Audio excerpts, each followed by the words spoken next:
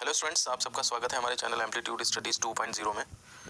और देखिए, इस समय जो हर एक बच्चे की जो क्वेश्चन है वो यही है कि हमारा जो एग्ज़ाम है वो 20 जनवरी से होगा नहीं होगा, आगे किसकेगा, ऑनलाइन होगा ऑफलाइन होगा, ये सब क्वेश्चंस हैं।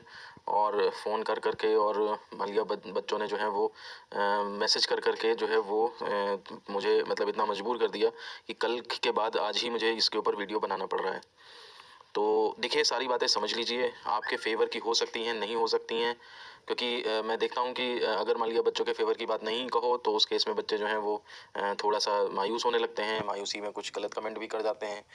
तो इसलिए वस्तु स्थिति को समझना चाहिए, उसी हिसाब से निर्णय लेना चाहिए। क्योंकि जो होगा वो हो के रहेगा, उसमें आप और हम कुछ नहीं कर सकते।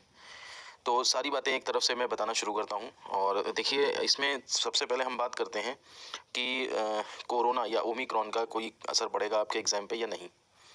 तो देखिए, कोरोना का असर आपने अपनी आँखों से देख लिया कि चुनाव जो है वो अपने टाइम पे हो रहा है। जबकि तीसरी वेव जो है आने को तैयार है और कितना संक्रमण का खतरा कितना ज़्यादा है, कितने गुना संक्रमण है, लेकिन चुनाव अपने टाइम पे हो रहे हैं।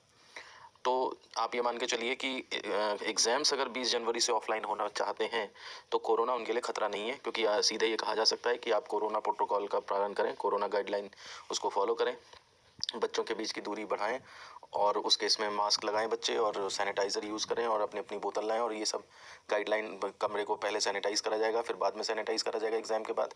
और ये गाइडलाइन फॉलो करके एग्ज़ाम ऑफलाइन कराए जा सकते हैं, उसमें कोई बड़ी बात नहीं है। तो इसलिए कोरोना का जो है वो असर इस पे इतना ज़्यादा नहीं पड़ेगा। लेकिन जो दूसरी चीज़ है, जो दूसरा हमारे पास चलते हैं, जो कारण है वो चुनाव का है। अभी कल से पहले तो डेट्स मतलब हो सकता था कि चुनाव आयोग डेट आगे बढ़ा देता इलेक्शन की या कुछ ऐसा कर देता।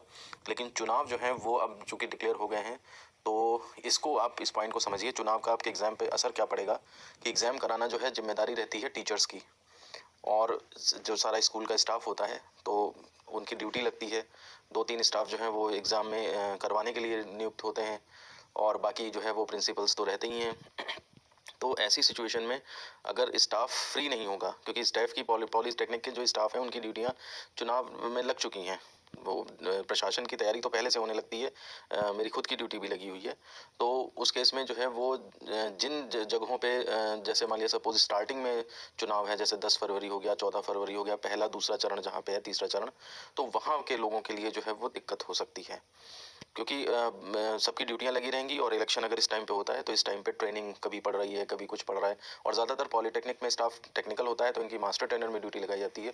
और इलेक्शन में ट्रेनिंग देना जो काम होता है, अगर आप लेना चाहते हैं ट्रेनिंग तो वो 2 दिन का काम है। लेकिन अगर आप देंगे ट्रेनिंग तो फिर तो आपको 7-8 दिन लगते हैं पूरे।